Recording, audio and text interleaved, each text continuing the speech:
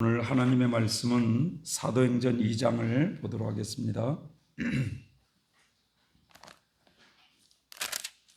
사도행전 2장 1절부터 우리 13절에 있는 말씀을 다 같이 한번 보도록 하겠습니다.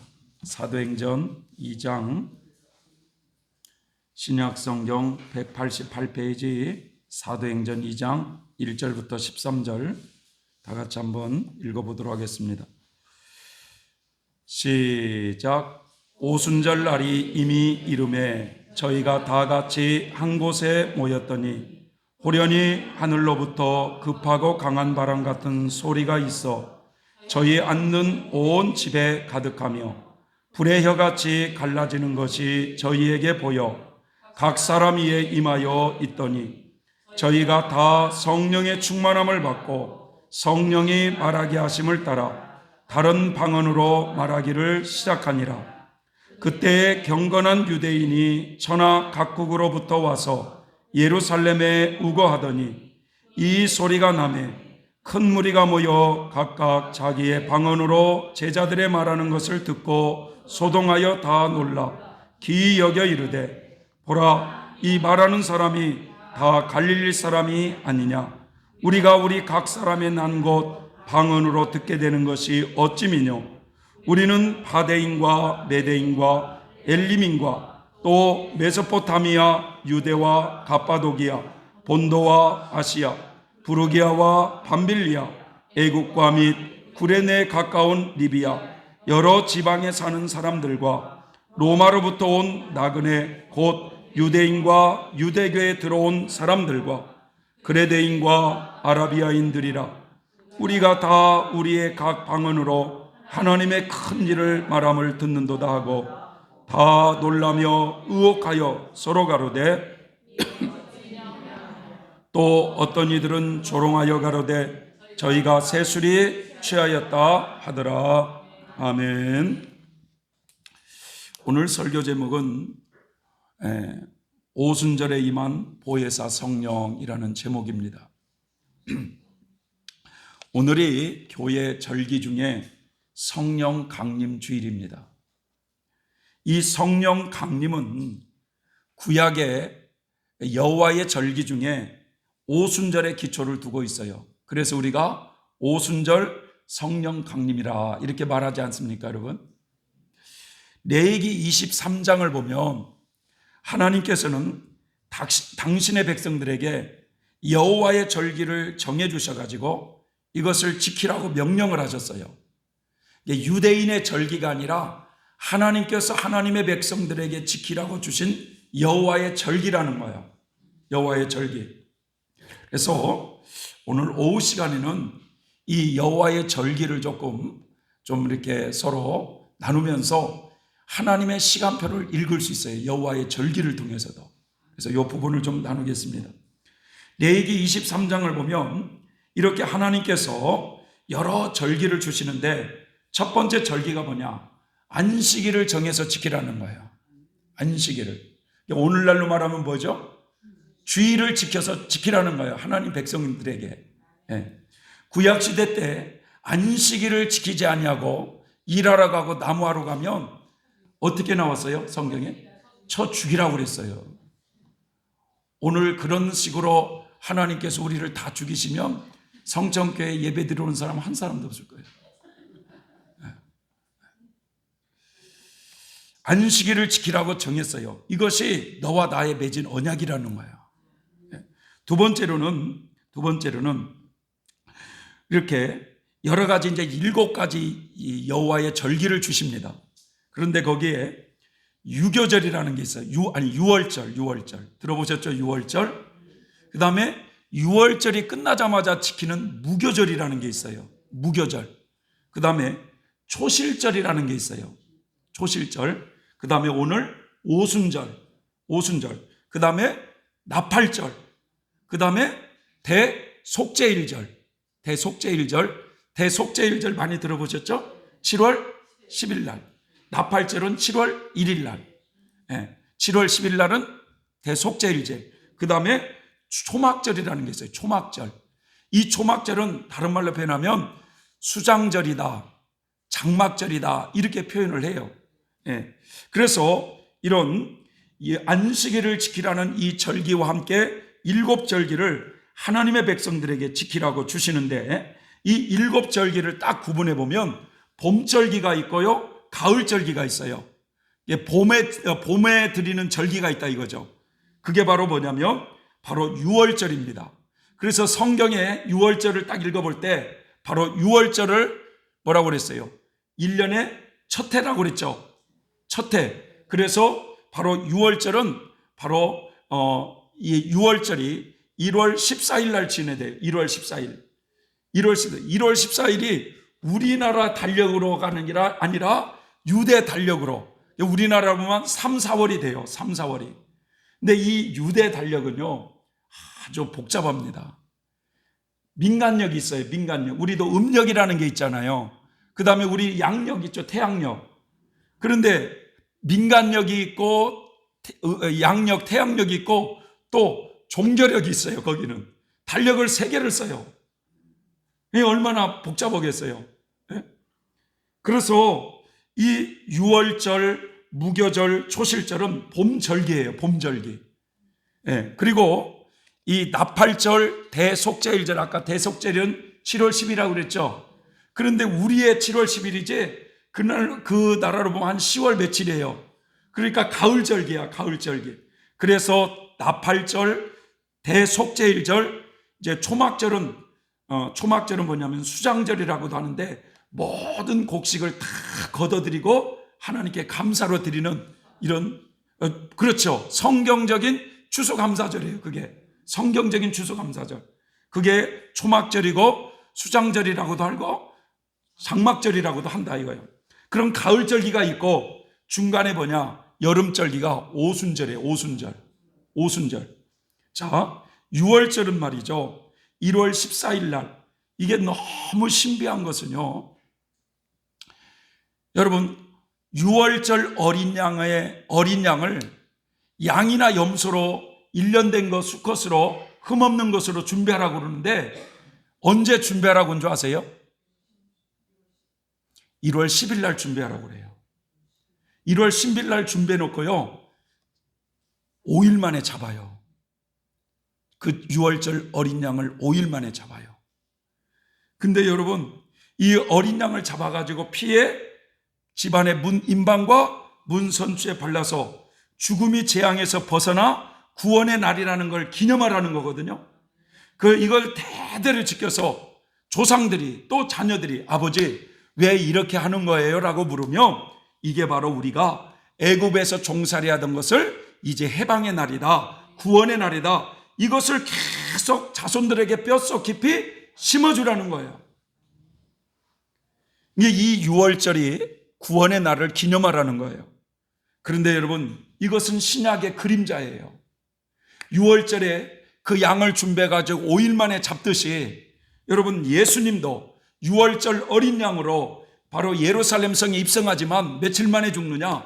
5일 만에 죽거든요. 5일 만에 죽어요. 금요일 날. 그래서 어린 양 대신 예수 그리스도께서 십자가의 피로 우리가 죽음의 재앙에서 구원받는 날을 상징하는 거예요. 자, 이해되시죠? 6월절. 이 6월절이 이제 그들의 달력입니다. 1월 14일이 지나면 곧바로 한 주간 이제 무교절이라는 절기를 지켜요. 무교절. 한 주간, 7일 동안. 그런데 이 무교절 때는 뭐 하느냐?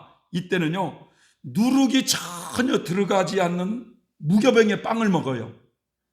우리나라로 말하면 아무런 맛이 없는 빵이에요. 이런 다른 첨가제가 소다나 뭐가 들어가질 않았으니까.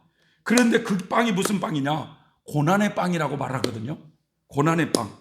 이것은 일주일 동안 먹는 무교절인데 이것은 또한 예수님이 십자가에 못 박혀 죽으셨잖아요.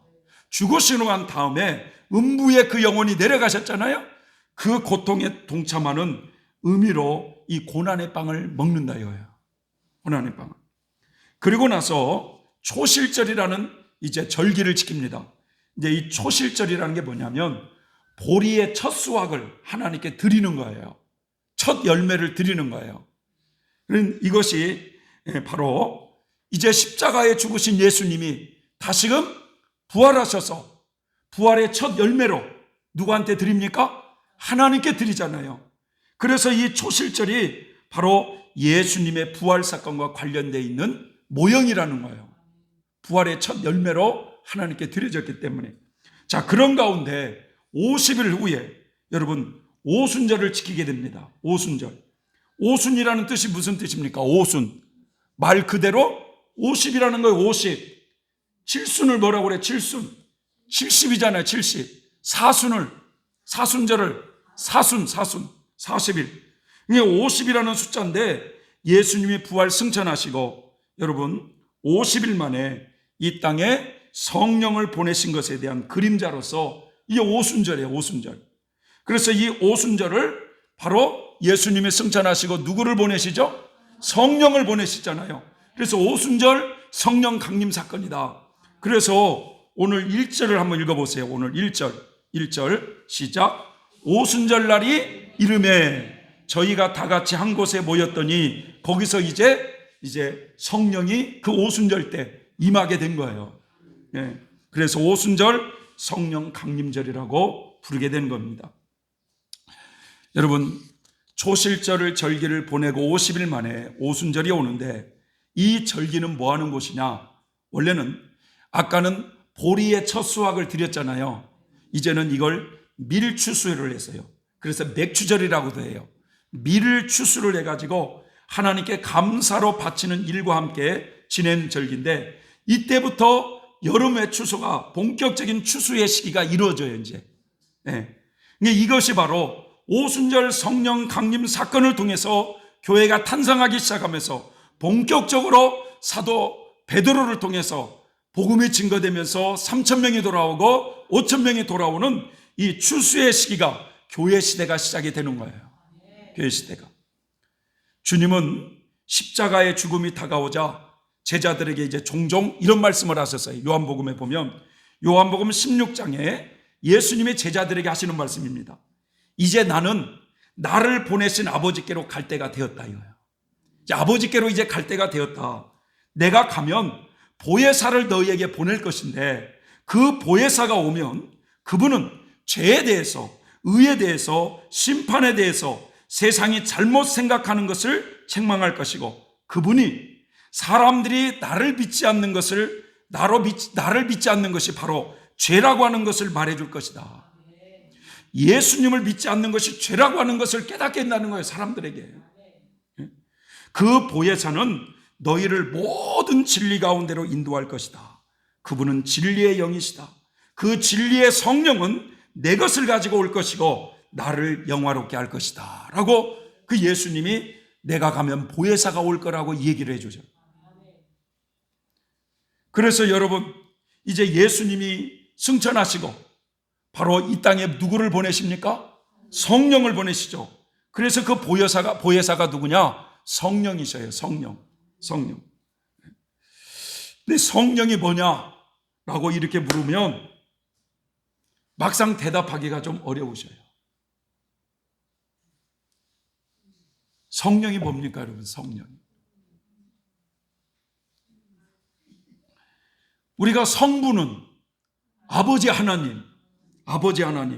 그래서 아버지 하나님께서 하나님 아버지께서 세상을 창조하셨다. 이런 의식을 가지고 있어요. 하나님 아버지. 성자는 하나님의 아들 예수님. 그분이 인간의 몸으로 오셔서 인류의 죄 문제를 해결하기 위해서 구원의 사역을 해주셨다. 여기까지는 이해가 돼요. 아버지 하나님, 아들 예수님. 그럼 성자는 뭐냐?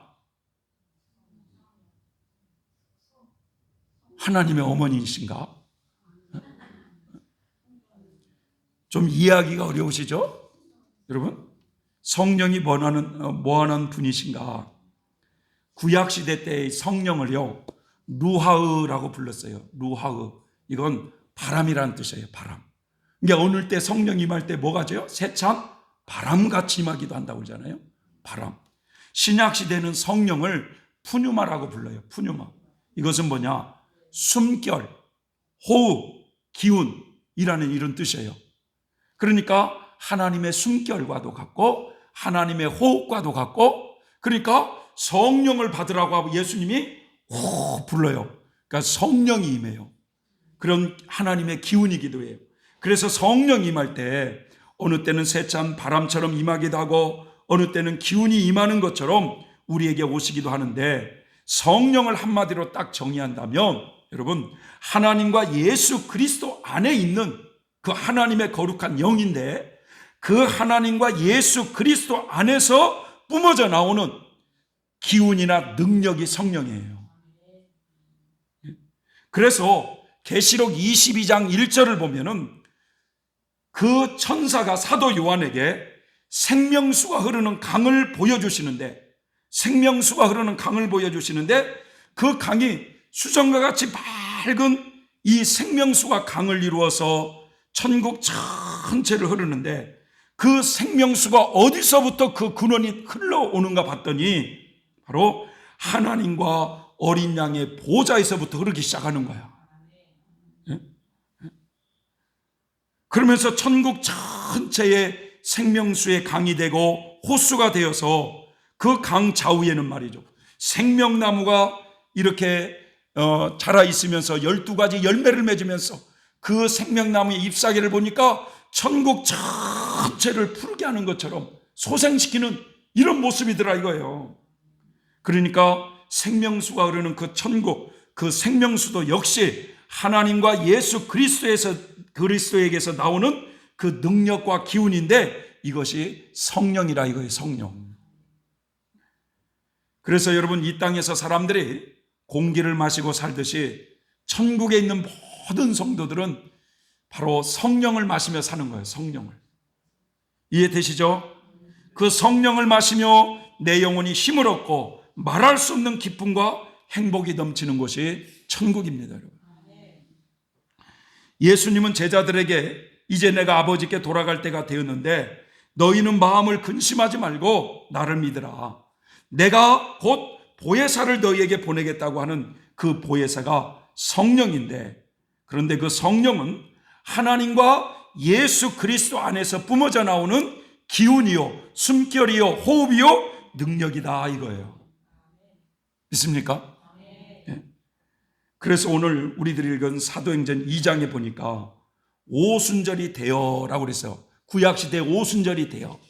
그러니까 여러분, 이스라엘 백성들, 유대 백성들은 내가 비록 이스라엘에 살지 않고 저 터키에 살고 이집트에 살더라도 유대인들은 이런 7절기가 되면 다 예루살렘 성전으로 모이는 거야.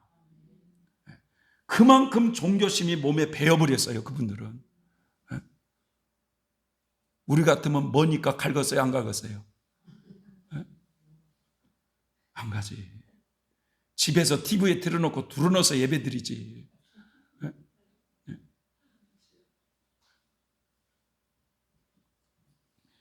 그러니까 여호와의 그 절기 중에 초실절이라는 이 절기가 지나고 50일이 되었을 때 오순절이 되니까 세계 각처의 유대인들이 거기에 다 모인 거야. 그때 제자들은요, 예수님이 이제 승천하시고 났잖아요. 그러면서 말이죠, 다시 곧 예수님이 오실 줄 알고 늘 기도를 하기 시작했어요.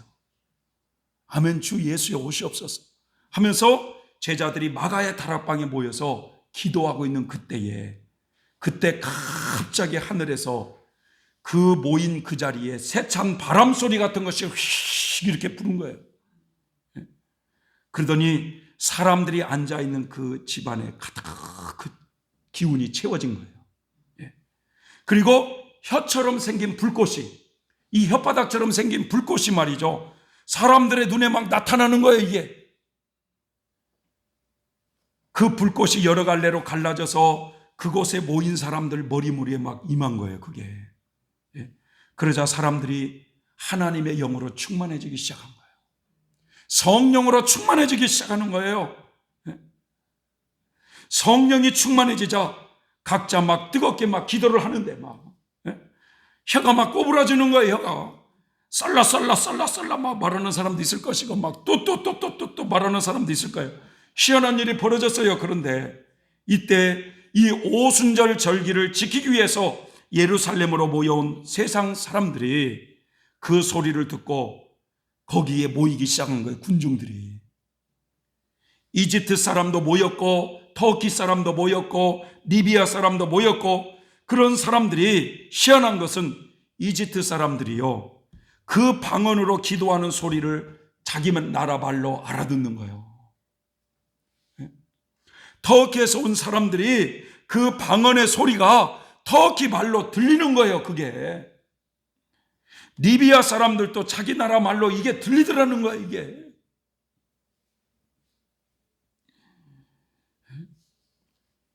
이 방언이라고 말이죠, 다 방언이 아닙니다. 성령의 방언이. 마귀 방언도 있어요, 여러분. 마귀 방언도.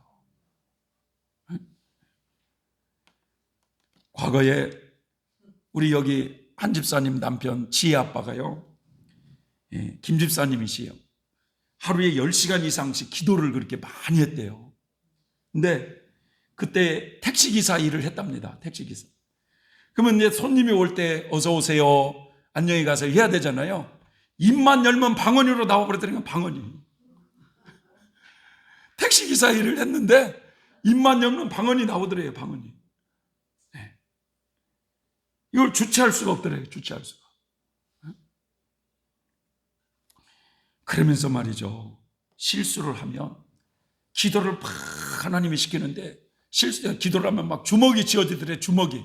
그래서 주먹이 어디로 가느냐, 자기 입술을 그렇게 때리더라는 거야. 막 나중에 이렇게 부어가지고 피가 터져가지고 이게 주체가 안 되더라는 거예요. 희한한 성령이죠. 그런 은혜가 우리에게 임할 줄 믿습니다. 성령이 충만할 때는 그럴 수 있어요. 성령이 충만할 때. 오순절 마가의 다락방에 성령이 임하니까 군중들이 말하길, 보시오, 말을 하는 이 사람들은 모두 갈릴리 사람들이 아닙니까? 그런데 우리가 이 사람들이 저마다 우리가 사는 말로 듣게 되니 이게 도대체 어떻게 된 일이냐, 이게. 성령이 충만하게 임하니까 막 입에서 자기도 모르게 방언이 터지는데, 영어를 한 번도 해보지 못한 사람이 막 땡큐라든지 뭐라고 영어가 터져 나오고, 성령이 충만하니까 중국어를 한 번도 해본 적이 없는데 막 중국말이 나오는 거예요. 그래서 오순절에 세계 각국에서 온 사람들이 그 말을 알아듣고 있는 거예요. 사람들은 모두 놀라 이게 어떻게 된 일이라고 말을 합니다. 그러나 어떤 사람들은 저 사람들이 술을 너무 많이 먹어서 행설수설하고 있다, 이렇게 말하고 비웃는 자들도 있다고 성경은 말씀하고 있어요. 여러분, 이 오순절에 성령이 임하여 성령의 은사로 주어진 이 초자연적인 역사가 이렇게 일어나게 된 겁니다. 오늘 제가 여러분들과 함께 나누고 싶은 것은 뭐냐, 주님이 제자들에게 근심하지 말고 하나님을 믿으니 나를 믿으라, 이제 내가 아버지께로 가게 되면 이 땅에 보혜사를 보내줄 것이다 라고 말씀하셨는데, 그 보혜사를 보내신 이유가 뭐냐, 다시 말해서 성령의 주된 사역이 무엇냐, 이것을 좀 마음에 새겼으면 좋겠어요. 오순절날 오늘 성령이 임했잖아요. 왜 왔냐 이거예요. 성령이 왜 왔냐. 첫째로는 여러분, 성령은 우리를 도와주시기 위해서 오신 분이셔요. 예수님이 이 땅에 보혜사를 보내신 이유는 믿는 성도들을 도와주라고 보낸 거예요. 도와주라고.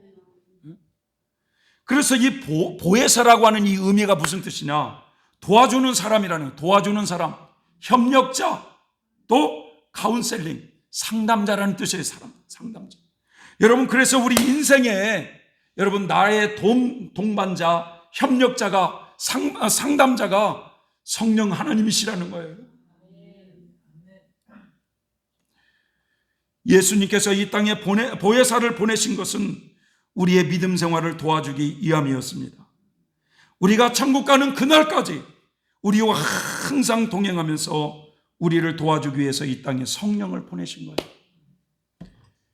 이 땅에 믿음의 생활을 하면서도 한 번도 성령이라는 소리를 부르지 않으면 성령님이 탄식할까? 예?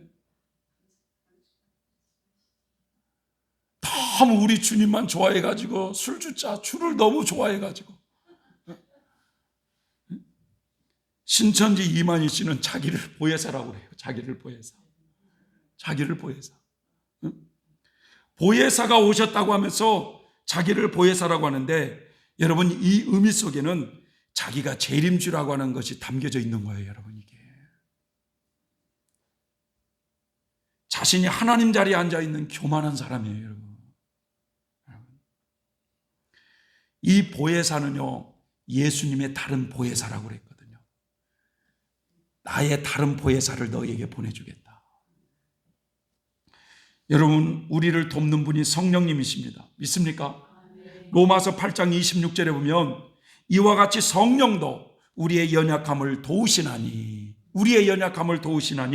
우리가 마땅히 빌 바를 알지 못하나 오직 성령이 말할 수 없는 탄식으로 우리를 위해서 친히 간구하시느니라. 성령께서 우리의 연약함을 도우신다고 말씀하고 계세요. 여러분 우리는 연약한 존재입니다.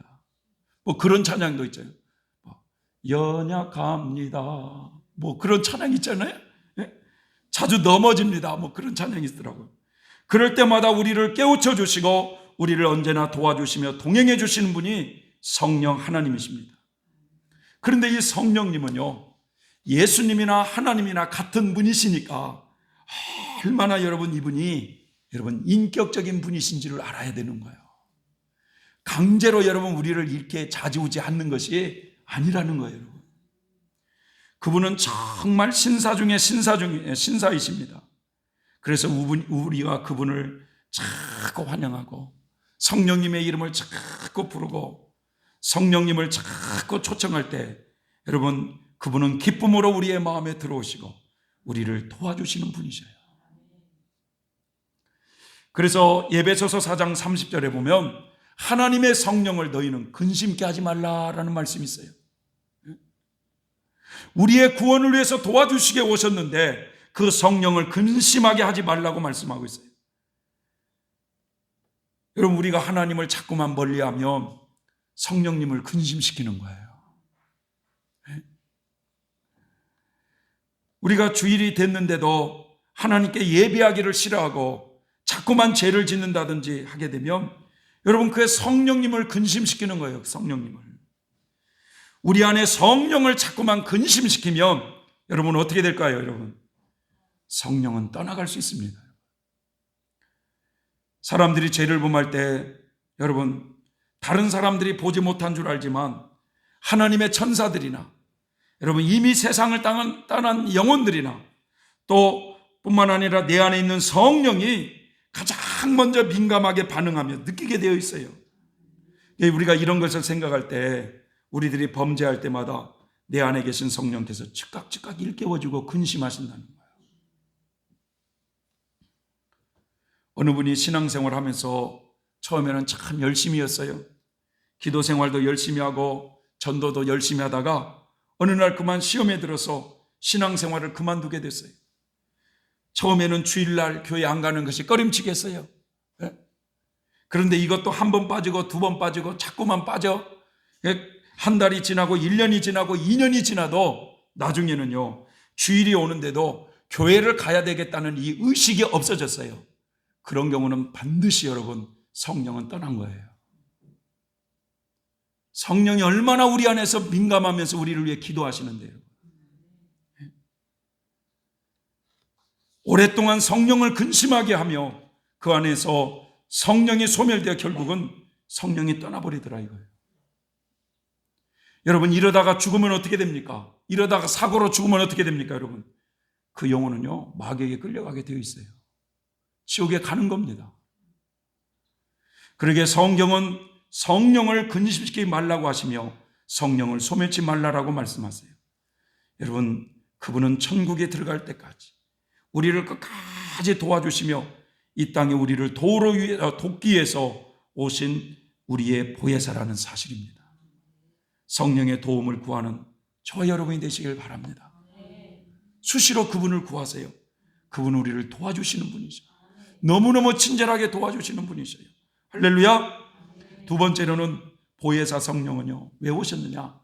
우리에게요, 아버지가 어떤 분이신가? 진리를 깨우쳐 주시기 위해서 오신 분이세요. 요한복음 16장 13절에 보면 진리의 성령이 오시면 그가 너희를 진리 가운데로 인도할 것이오라고 그랬어요. 진리가 누구십니까? 예수 그리스도잖아요. 그분이 우리를 예수 그리스도께로 인도하신다는 거예요. 성령은 공기처럼 바람처럼 보편적으로 역사하시지만 하나님의 말씀이 선포되는 곳에 여러분 더 역사하는 거예요. 그래서 어떤 은혜의 집회라든지 이렇게 하나님께 예배를 하는 이곳에도 여러분 찬양이 울려 퍼지고 말씀이 선포되는 곳에는 하나님의 영이 역사하고 있는 거예요. 그런데 이 하나님의 영을 깊이 깨닫지 못하는 사람들이 있어. 여기 와서도 조는 사람들이 있어. 여기 와서도. 얼마나 피곤하게 사셨으면 좋아서 조르셨겠어요. 인생은. 여러분, 우리가 성령을 말이죠, 마음에 모시면 그분은 너무 기뻐하시고 우리가 진리의 말씀에 귀를 기울일 때 우리에게 깨달음을 주신다는 거예요. 여러분, 회개할 때 말이죠, 우리의 죄를 사해 주시고 여러분, 우리도 우리에게 치유의 역사도 발휘해 주신 분이 성령이셔요. 그런데요, 잘 봐보세요. 여러분들이 육신이 피곤해갖고 졸고 있잖아요. 그러면요, 그 졸음의 어둠의 영이 더 번져가지고 그 뒤에 있는 사람은 졸리게 되어 있어요. 성령도 똑같아요, 원리가. 어떤 사람이 성령이 정 많은 사람이었으면 그 옆에 전이가 돼요. 그 기운이. 이게. 여러분, 기독교 복음이 전파되지 않는 이런 곳은 성령이 풍성하게 활동하기가 어려워요. 그래서 저 베트남이나 태국이나 이런 데 가면 순전히 용머리 해가지고 그 심정 같은 데 향불 막 키워놓고 이러면 멍할 때가 있어요.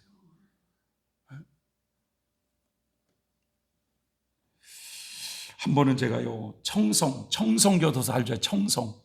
교도소 얘기가 아니라 청송에 어떻게 이제 한번 갔는데 저녁에 잘 데가 없어가지고 저녁에 좀 10시가 좀 넘어가지고 잘 데가 없어가지고 이 교회들을 이렇게 찾아보니까 문이 다 닫힌 거야. 막 이제 늦어서.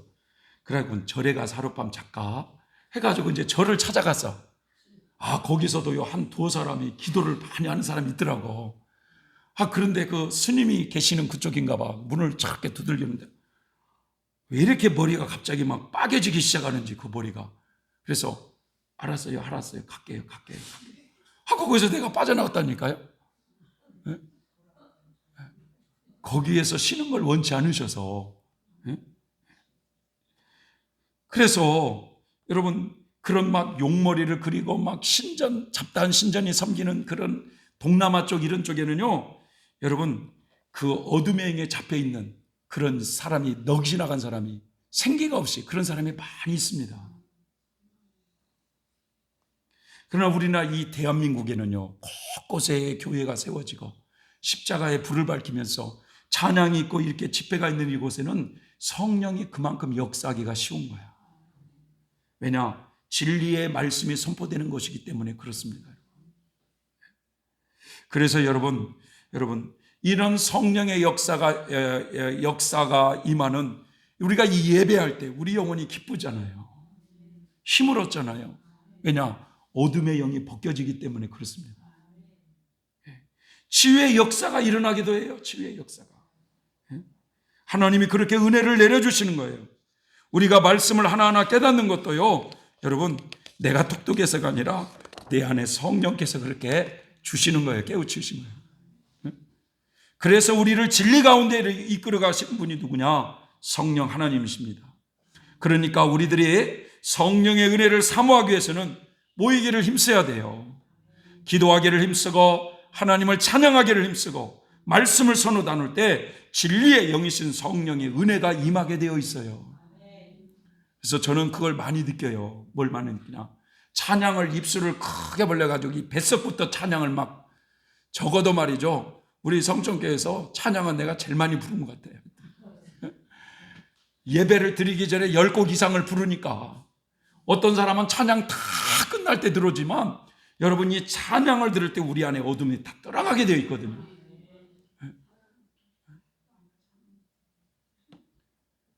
여러분 어디에서 진리가 선포되겠어요? 여러분 불교의 어느 강연에서 진리가 선포되겠습니까? 여러분 학교에서 진리가 선포되겠습니까? 여러분 진리는 예수 그리스도이기 때문에 교회에서 선포되는 거예요. 그래서 주님은 교회를 사랑하십니다. 여러분 세상에 이런 일이라는 TV가 있어요. 프로 세상에 이런 일이 들어보셨죠? 세상에 이런 일. 시골의 어느 노부부가 개 한 마리를 키우고 살고 있는데 세상에 이런 일이. 그 노부부가 주일만 되면은 어김없이 그 부부는 교회를 어김없이 가는데 그 집의 개는 어김없이 절로 가더라는 거예요. 절로. 세상에 이런 일이 있나 이거. 세상에 이런 일이. 그 개는 주일날만 되면 절로 찾더라는 거예요. 그래가지고 목탁 옆에 앉아가지고 이렇게 하고 있더라는 거예요. 그래서 결국은 노부부가 결론을 내리길 신앙은 자유니까 내비두라고 그러더래요. 신앙은 자유니까. 여러분 성령은 진리의 영이기 때문에 바른 진리가 선포되는 것에 역사하는 거예요. 여러분 에레미야 23장 28절 29절에 보면 이런 말씀을 하나님이 하고 있어요. 내 말은 여호와의 말은 불과 같다는 거예요. 불과 같다. 히브리서 12장에도 여호와의 말씀은 소멸하는 불이요라고 그랬잖아요. 예? 여러분이 지금 예배를 드리면서 머리에 지금 불이 임하는데도 졸고 있으면 이게 되겠냐고. 내 말은 불과 같고 바위를 부수는 망치와도 같기에 내 말을 받은 사람은 그 말을 진실하게 전해야 된다. 이 말씀을 하고 계세요. 그러니 여러분 여기서 하나님의 말씀을 선포하는 목회자는 바른 진리의 말씀을 선포해야 된다는 거예요. 왜냐? 내 말은 불이요 바위를 부수는 방망이와도 같다 이거예요. 이런 경험이 여러분에게 있었으면 좋겠어요. 하나님의 말씀은 살아있고라고 그랬잖아요. 저는 이걸 제가 경험했어요. 기도실에서 옛날에 하나님 이렇게 누워 이렇게 있는데 성경 구절이 움직여버려요. 떠가지고. 살아있어요. 살아있어. 하나님의 말씀은. 힘이 있고 좌우에 날선 어떤 것보다도 예리하여서 혼과 영과 골수를 찔러 쪼개기까지 하며 사람의 마음의 생각과 뜻을 감찰한다고 말씀하고 있습니다. 늘 우리가 여러분 살아있는 그 말씀, 불과 같은 그 말씀, 방망이 같은 그 말씀을 듣고 먹을 때 진리의 영이신 성령께서 우리에게 힘을 주시고 여러분 우리에게 역사하셔서 놀라운 변화로 우리를 변화시킬 줄 믿습니다. 이런 은혜가 있길 바랍니다. 세 번째로는 보혜사 성령은요 우리를 정결케 하는 사역이라는 거예요. 우리의 죄를 씻는 사역이라는 거예요. 요한복음 16장 14절에 보면 그가 내 영광을 나타내리니, 그러니까 보혜사 성령이 예수님의 영광을 나타내리니 내 것을 가지고 너희에게 오겠습니다 이렇게 말씀했거든요. 여기서 예수님의 것이라는 게 무엇을 의미하느냐, 이것은 예수님이 죄인들을 위해서 예비하신 그 속죄 은총 있죠. 부활 승천하셔서 하나님 보좌에 한 번 피를 뿌려 사죄 은총을 예비하시고 7번 피를 뿌려 영적 할례의 은총을 예비하신 예수님의 이 속죄 은총을 가지고 온다는 거예요. 누가요? 성령님이. 그래서 우리를 정결케 하여서, 우리를 죄 씻어 정결케 하여서 익은 열매 되도록 도우시는 분이 성령의 큰 역할이라 이거예요. 성령의 큰 역할. 그래서 우리 성부 하나님은 창조 사역을 했으며 우리 성자 예수님은 구원 사역을 했다면 우리 성령 하나님은 바로 우리를 정결케 하시는 사역을 하시더라 이거예요. 정결케 하시는 사역. 영적 광야에서 우리를 계속 정결케 하여 익은 열매 만들어 천국 곳간에 주수하시는 사역입니다. 그러기에 우리 안에 계신 성령은 우리의 마음을 점점 더 깊이 우리를 터치하기를 원하고 계세요. 우리를 점점 더 지배하면 어떻게 되냐요? 여러분, 굉장히 그 사람은요, 행동 하나하나에, 말 한마디 하나에, 마음 씀씀이 하나에 성령에 민감하게 되어 있어요. 과거에 어느 권사님이 기도도 참 많이 하시고 믿음도 참 좋은 분이셨어요. 근데 이분이 좀 집이 좀 잘 사는 편이셨는데, 이 권사님이 말이죠, 나는 이 권사님 집에 한번 놀러 갔다가 세상에 아파트가 이렇게 넓은 아파트도 있는가 나는 처음 봤어요. 운동장인 줄 알았어요. 그런데 그 권사님이 그런 말씀 하시더라고. 자기가 이 현대 아파트를 이렇게 가게 되면, 현대 아파트가 아니라 현대백화점을 가면은 눈으로 볼 것이 얼마나 많겠어요. 그러잖아요? 예?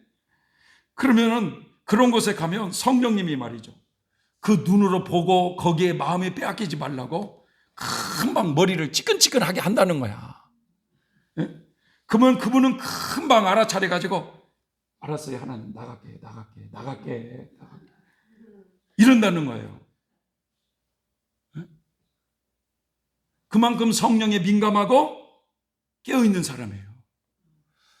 우리는 아이 쇼핑을 한다고 그냥 돌아다녀도 그런 느낌이 전혀 없어요. 성령께서 나를 점점 지배하게 되면 여러분은 하나하나 여러분 그분을 의식하게 되어 있어요. 그래서 여러분, 성령은 회개하는 영혼을 굉장히 기뻐하십니다. 모든 것은요, 성령을 선물로 받으려면 너희들이 각각 회개하여 주님의 이름으로 세례를 받고, 그러면 성령을 선물로 받을 것이라고 말씀을 하고 있거든요. 그래서 이 모든 것은 회개부터 시작되는 거예요. 회개가 잘 안 될 때는 여러분, 성령님 저를 좀 도와주십시오. 제 마음 가운데 깊이 있는 회개 생활이 좀 있게 좀 도와달라고 성령 하나님을 자꾸 찾을 때 여러분, 그 은혜를 받게 되어 있습니다. 여러분, 늙으신 어머니를 모시고 살고 있던 어느 여자 목사님이신데 이제 서울 아파트에 사세요. 어머니를 이제 아파트에서 같이 모시고 사는데, 한 번은 말이죠, 어머니가 연세가 드시고 이제 좀 치매도 있긴 있나 봐요. 그래서 엄마가 어떤 일을 해놓고 안 했다고 엄마가 우겼대요. 그 엄마가. 그랬더니 화가 난 이 여자 목사님이 주먹으로 밥상을 콱 치면서, 엄마가 했잖아! 엄마가 해놓고 왜 안 했냐고 그러냐고 소리를 버럭 질렀다는 거야.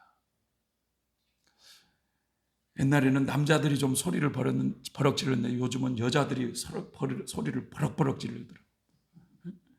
엄마가 했잖아! 자, 여자 목사님이 그 소리를 지르고 나니까 순간 소리고 지르고 난 후에는 마음이 괴로워요, 안 괴로워요? 괴롭잖아요. 우리가 그렇잖아요. 괴로워요. 그런 일이 있고 난 후에 저녁에 잠을 자는데 꿈에 자신이 판사들 앞에 딱 서가지고, 판사들 앞에서 그 법정의 판사들이 자기의 죄를 다 알고 있는데 그 판사들이 뭐라고 얘기를 하냐면, 결혼하지 않고 혼자 사는 그 목사님한테 뭐라고 말씀하냐면, 왜 이렇게 담배 냄새를 많이 풍겨내냐고 그런 얘기를 하더라는 거예요. 여러분, 꿈에 간혹 담배 피는 꿈 안 꾸으세요? 그렇게 겸손하세요?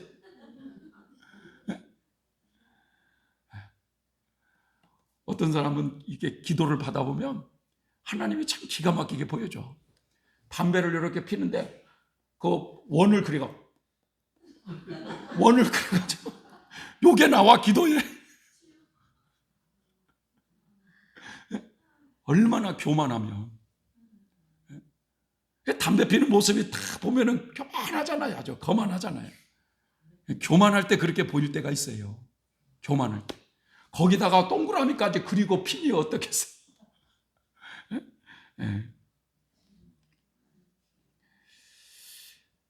그러면서 그 꿈을 보여주시길래 그 목사님이 그랬다는 거예요. 하나님, 제가 잘못했습니다.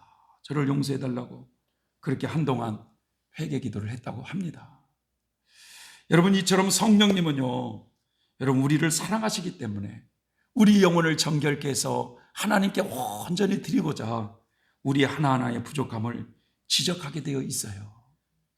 이게 정상적인 거예요. 이게 정상적인 사람들이에요, 여러분. 깨어있는 성도의 특징이에요, 여러분. 사랑하는 성도 여러분, 오늘 성령 강림절을 맞이하여서 성령은 뭐 하시는 분이냐, 이것을 우리는 좀 마음에 새겼으면 좋겠어요. 그분은 바로 하나님과 예수 그리스도에게서 뿜어져 나오는 기운과 능력이신데 그분은 우리를 도와주기 위해서 오신 분이시다. 할렐루야. 두 번째로는 그분은 진리를 깨우쳐 주셔서 우리를 하나님 앞으로 인도하시는 하나님의 영이시라는 것. 세 번째로는 그분은 예수님의 속죄 은총을 가지고 오셔서 우리를 정결케 하시고자 하는 사역을 하고 계시더라. 이런 성령을 우리는 꼭 붙들고 살아가는 우리 성도님들이 되시길 바랍니다. 기도하겠습니다. 좋으신 하나님 아버지, 은혜와 사랑에 감사드립니다. 오늘 성령 강림절을 맞이하여서 성령이 이 땅에 오신 이유에 대해서 잠시 살펴보게 되었습니다. 하나님 아버지, 우리를 끝까지 붙들어 주시고 함께하여 주셔서 우리가 천국 가는 그날까지 우리와 동행해 주시고 역사하여 주시옵소서. 성령 하나님, 이 시간 아버지의 말씀이 선포되는 이곳에 불같이 역사하여 주셔서 우리 안에 어둠이 떠나가게 하여 주시고 우리 안에 모든 육신의 질병도 태워주시고 우리를 정결케 해주시는 하나님의 역사가 있게 하여 주옵소서. 예수님의 이름으로 기도 올리옵나이다.